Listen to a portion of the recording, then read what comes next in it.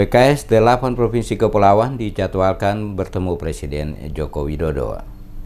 Untuk mendorong percepatan pembahasan rancangan Undang-Undang Daerah Kepulauan, seluruh anggota DPD 8 Provinsi Kepulauan bersama Badan Kerjasama atau BKS Provinsi Kepulauan terdiri dari 8 gubernur dan rektor dijadwalkan bertemu Presiden Joko Widodo di Istana Negara. Pertemuan BKS dengan Presiden Joko Widodo diinisiasi oleh Wakil Ketua 1 DPD RI Nono Sampono. Tujuannya meminta dukungan pemerintah pusat untuk mempercepat pembahasan rancangan undang-undang di DPR RI agar bisa segera dibahas dan ditetapkan sebagai undang-undang. PLT Kepala Bapeda Provinsi Maluku Suryadi Sembiring kepada DMS Media Group menjelaskan, seluruh gubernur dan rektor yang tergabung dalam BKS 8 Provinsi Kepulauan telah melakukan pertemuan Rabu 6 Februari lalu membahas sejumlah agenda terkait dengan pembahasan rancangan Undang-Undang Daerah Kepulauan dimaksud. Delegasi BKS diterima Wakil Ketua DPD RI Nono Sampono di Gedung Nusantara 3 Kompleks Parlemen Senayan, Jakarta. Rancangan Undang-Undang Daerah Kepulauan yang diinisiasi DPD ini telah masuk dalam pembahasan secara tripartit antara DPR, DPD, dan pemerintah. Selain pertemuan dengan Presiden Joko Widodo, juga agenda pertemuan bersama dengan Badan Musyawarah DPR RI yang akan dilaksanakan Rabu 13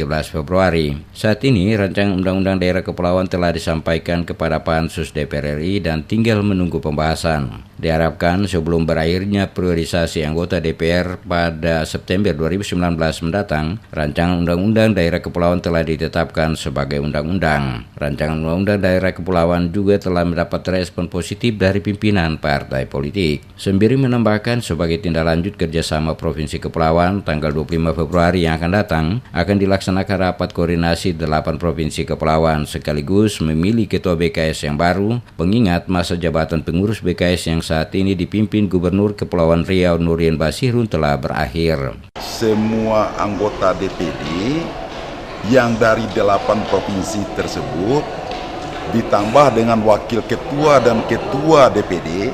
Nah, ketua DPD-nya kan Pak Oso itu. Wakil ketuanya salah satunya adalah Pak Nono Sampono. Diprakarsai oleh Pak Nono Sampono itu sudah clear mendorong untuk disegerakan penyusunan undang-undang tersebut. Lalu tanggal 13 besok itu berapat dengan Badan Musyawarah DPR RI. Nanti kita akan berapat membahas juga tentang rancangan undang-undang itu. Jadi rancangan undang-undang ini sudah di DPR RI ini.